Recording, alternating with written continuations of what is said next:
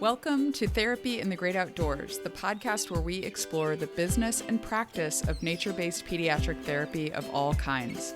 If you're an outdoor-loving pediatric practitioner in the fields of occupational, physical, or speech therapy, social work, or mental health, this podcast will help you start and grow a successful nature-based practice or program. I am the ever honest, always 100% real, you'll hear it all on this podcast, Dr. Laura Park Figueroa. I'm a pediatric OT with over 20 years of experience, and I run a thriving nature-based practice with profitable locations in 2 different states and multi-six figures in revenue. I also host the free online community at therapyinthegreatoutdoors.com to help you pursue your nature-based therapy dreams too. Are you ready to take action on those dreams? Let's jump in.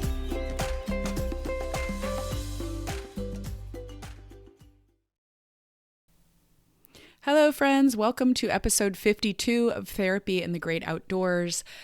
I am on the mend after 2 weeks of being very, very sick. I am so sorry I did not get a weekly episode out for you all last week because I had no voice to record even an intro for episodes that I have scheduled and ready to go. Generally, when I record with an interview or pre-record podcast, I wait to do the intro until that actual day that I am sending it out to you all, or the week before I send it out to you all. And I had no voice last week. I told my husband, I think it is the sickest that I have ever been in 23 years of being married to him. We just had our 23rd anniversary while I was sick, so we'll go out to dinner next weekend. But I'm happy to be back here with you and recording again. Today we are going to do an Ask Me Anything episode. So I love doing these because it really helps to bring you value and answer your questions that you may have about nature-based therapy practice or running your nature-based business. So we have a good mix of therapy and businessy questions today, and I will let Courtney get started and take it away. Here's our first question. Hi, this is Courtney with Moving Mountains Occupational Therapy in Anchorage, Alaska. And my question for you is incorporating swings and crash pads and obstacle courses into your nature-based practice. One thing that I really appreciated in the clinic was having our Lycra swings for the vestibular and then crash pads for the proprioceptive input and also the safety. So I'd love any tips on portability. Are you setting them up and leaving them for the day for different sessions?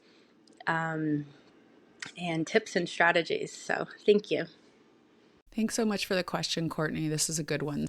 I am rather a purist when it comes to nature-based therapy work. And I think that I'm hesitating because I don't want to say anything that's going to make people mad. But I think sometimes, specifically as occupational therapists, and maybe this applies in PT as well, because PTs might use some of that equipment as well. But I think a lot of times we rely on that equipment and we think it is necessary when those are not things, specifically crash pads and some of the other things that we have in our typical indoor clinics.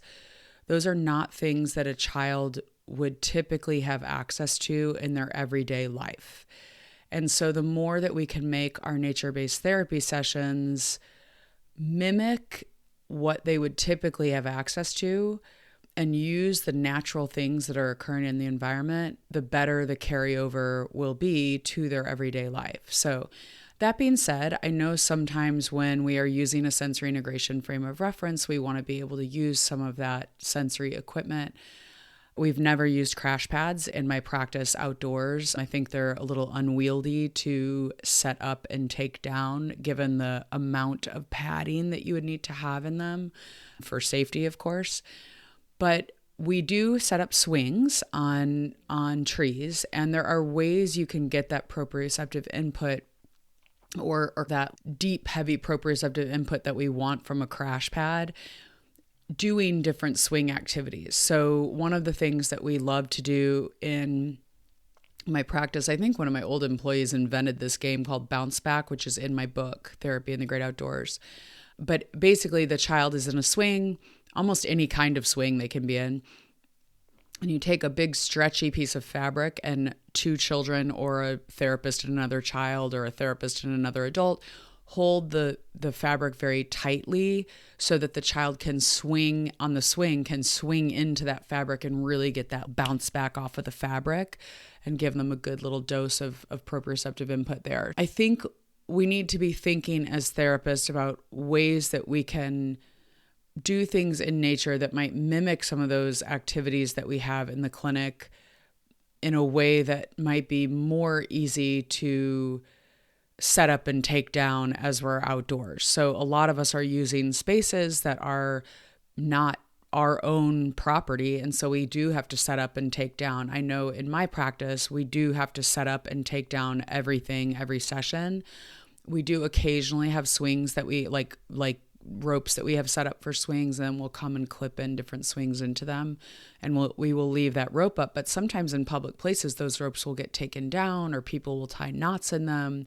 And so this is the thing about nature-based practice. You have to be very flexible and very willing to go with the flow and just know that you are not going to have access to a lot of the things that you might in an indoor setting in a clinic. But as I started out saying at the beginning of my pontificating on this question, I do think maybe in some ways that is the beauty of nature-based therapy, that parents see that what we use are things that they can naturally do in everyday life. So what are some ways that you can get some of that sensory input outdoors with the family, with the child and the parent, or with the child in a group, and then share those ideas with families so that they can do those same things at home? Because I think crash pads can be mimicked at home with sofa and some sofa cushions. So if that's something you want to tell parents to do, you can definitely recommend that as like a home kind of activity for them to do. And that does exist in their daily life. I feel like I'm a little all over the place in answering this, but I think the first main thing that I want to challenge us to think about is how necessary are those things for addressing the child's goals? Okay, that's the one thing. And how simple can you keep your nature-based therapy session to be things that parents can do in everyday life? Okay,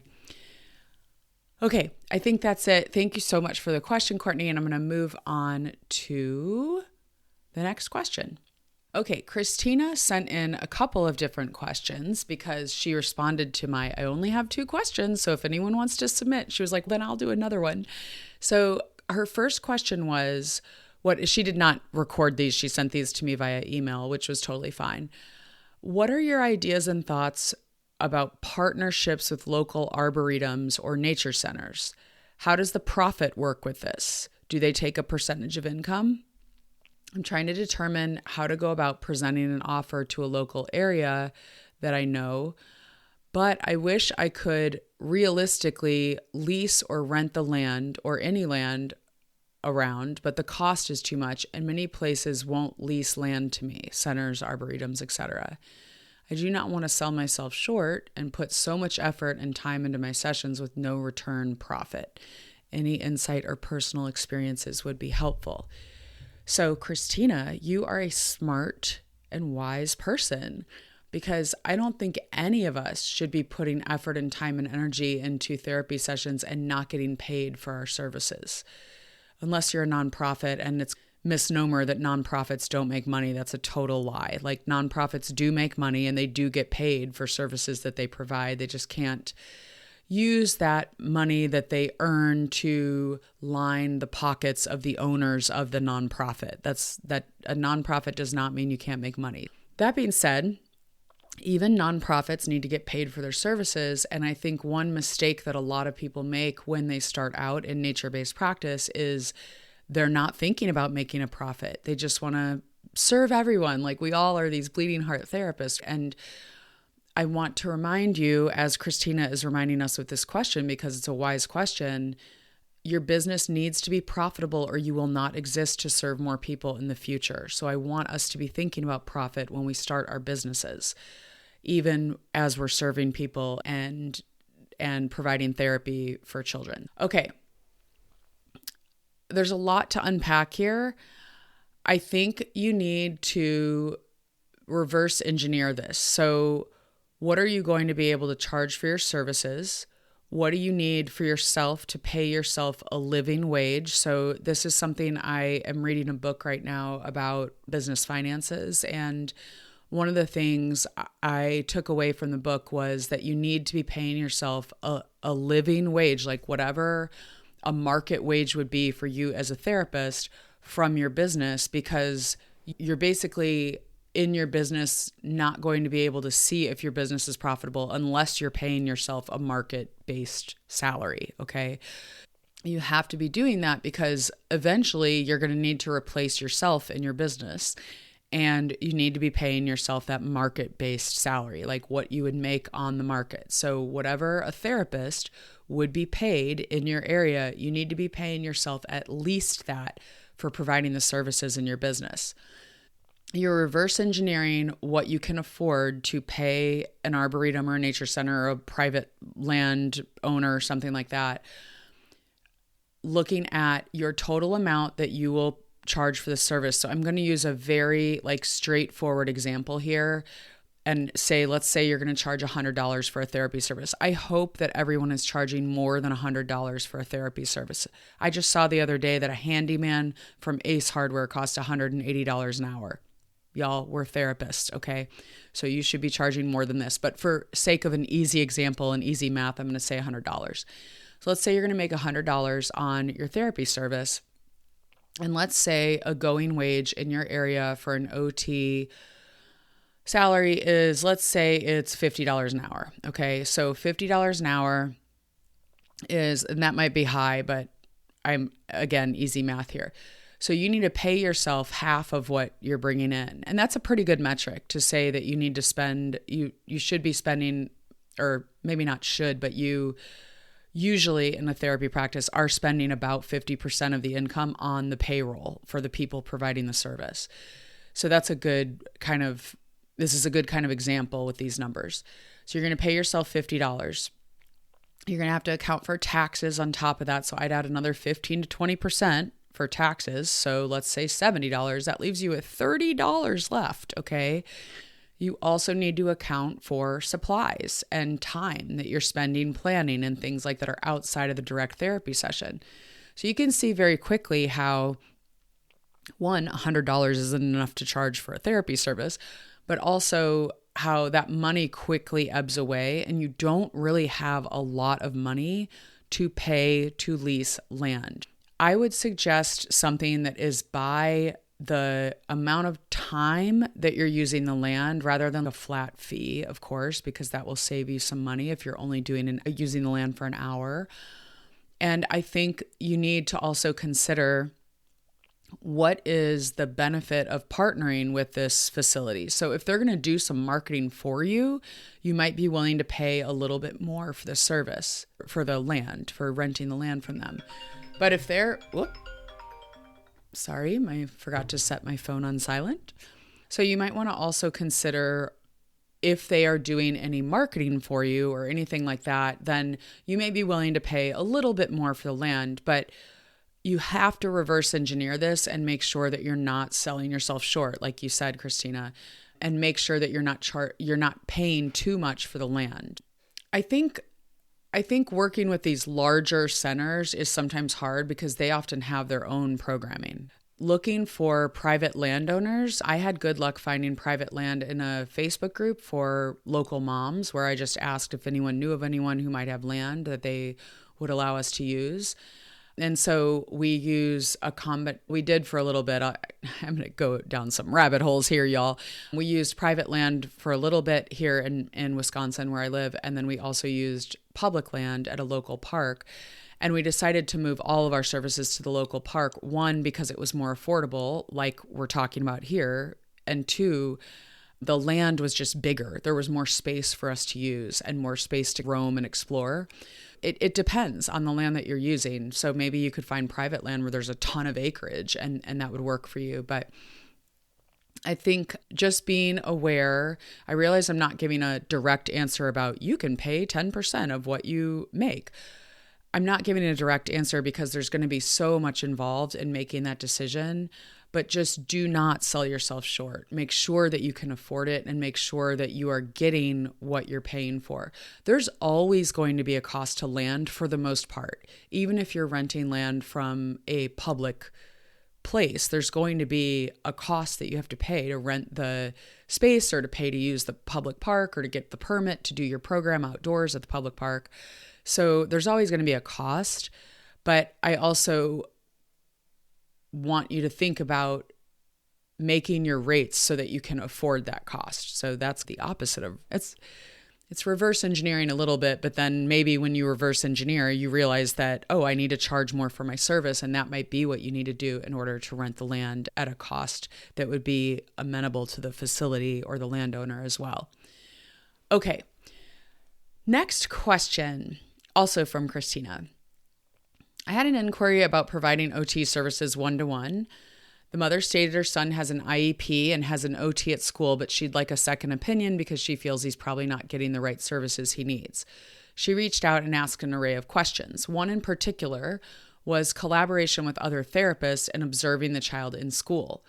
What are your thoughts on this? Have you had this come up with your one-to-ones? She also wanted to know how she would be able to see if my nature OT would have a difference or not, which brings me to another question. How do you provide one-to-one OT with the parent involved? I was always going to have the parent involved in the treatment sessions, but has there ever been any time when you would not have the parent involved in the session? So there's really 3 questions here, so let's just go through them in sequence. The first one is, what are my thoughts on collaborating with other therapists and observing the child in school? And have we had this come up with our one-to-ones or individual sessions? I think, of course, it'd be great to collaborate with other therapists and observe the child at school, but remembering that you need to be paid for your time to do that.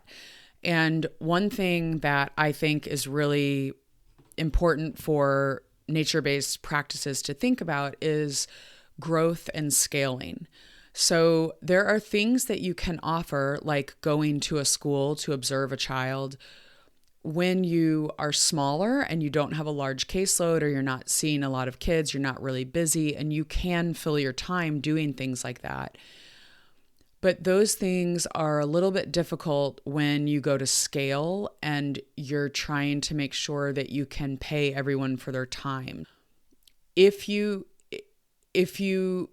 choose to do this, if you choose to go offer school visits in addition to your nature-based therapy, then I think the wise thing to do is make sure that you can have a system around it and that you limit the amount of time that you have to visit the school, because that's a lot of time on your part, and that you're making sure that you're getting paid for all of the time that you are visiting the child in the school. So again, reverse engineering, what do you need to charge for that in order to make it worth it for you to spend your time driving to the school and spending time there, driving back home and all of that.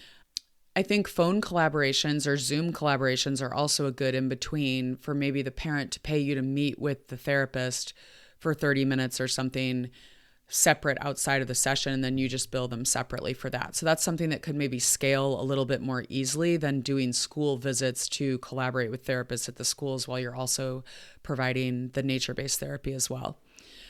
Okay, the next question was the mom asked, how will she be able to see if the nature OT has a difference or not? I think this comes down to writing really good goals. I did do an episode on writing great goals in nature-based therapy. That was episode 36. I'll link it in the show notes. So basically, when you write really good goals, you will be able to tell the parent, one, my answer to that question would be, first of all, we want to be making a difference on the things that really matter to you and your family and to your child.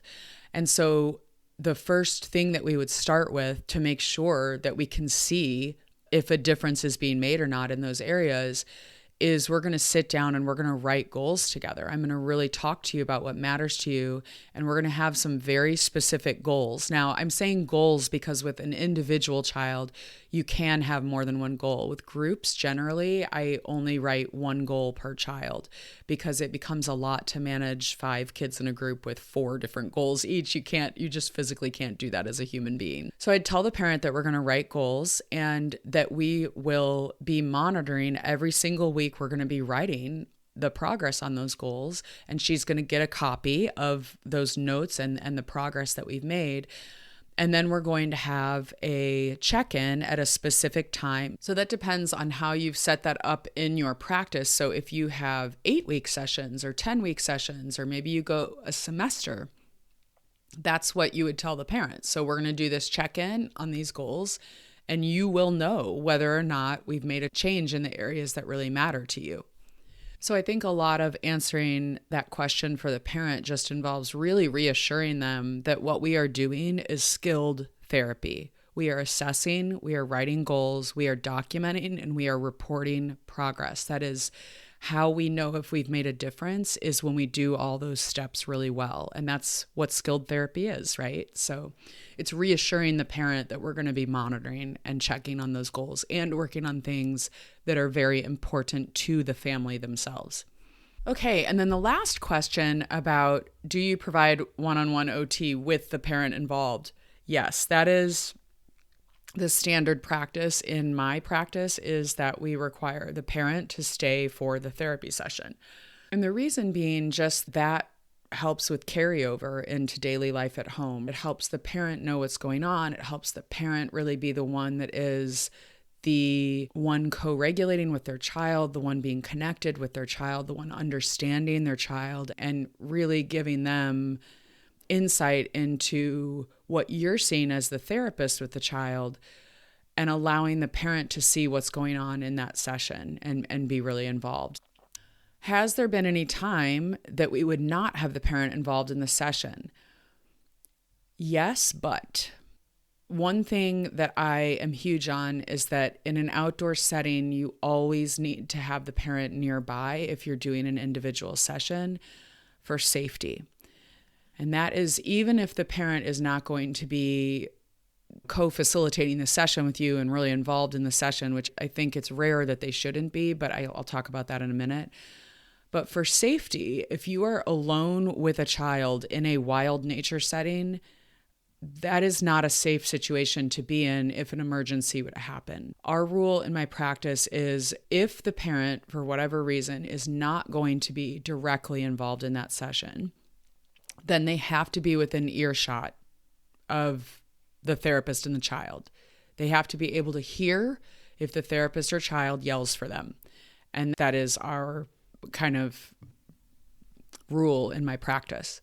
So regarding the parent not being involved in the session and when that might not be the case, we all know as therapists that therapy is really complex. And sometimes there are challenging dynamics going on with relationships between a child and the parent. And so I would say that the goal should always be to get the parent into the session, but that maybe you start off with small bits of the session and then move towards the parent being in the session the whole time. I think I would like some input from our community on this one. So I'm going to throw this out there as a question related to this podcast in the Therapy in the Great Outdoors community. And I want to see what other therapists in the community would weigh in and say, because I'm having a hard time right now articulating the reasons why a parent would not be involved in the session. And this is a question that I would love to hear what other therapists have experienced and what they would say. We don't do a lot of individual services in my practice. We mostly do groups. So I may not be the best person to answer this question. So I'm going to throw it out to the community. And if you're listening to this and you have thoughts, go to Therapy in the Great Outdoors, the community, and you can weigh in on the question and share your expertise, because I'd love to hear what you think. Ooh, my voice is shot, y'all. I realize now that I am still on the mend because I haven't spoken for 30 minutes straight in 2 weeks. So I'm signing off, but before I go, make sure you stay for the outro because I have a brand new freebie that you are going to want to get. It is going to be so helpful to you, and I am so excited to be offering it. So stay tuned for the very last minute of the podcast. See you next week. Wait a second, don't go yet. Do you want 120 ways that you can take your pediatric therapy work outdoors into nature? I wrote the free, big, huge list of nature-based therapy activities just for you. The Big Huge List will give you quick ideas for nature-based sessions. In the Big Huge List, there are activities for gross motor, fine motor, visual perceptual, executive function, balance, group collaboration and team building, social, emotional, and self-regulation skills, as well as speech and language, and a whole section just for swing activities. So go on and get your free Big Huge List so you can get started taking kids outdoors or have some new ideas if you've been doing this a while. You can download your free copy at therapyinthegreatoutdoors.com/list. So until next time, get outside, connect, reflect, and enjoy therapy in the great outdoors.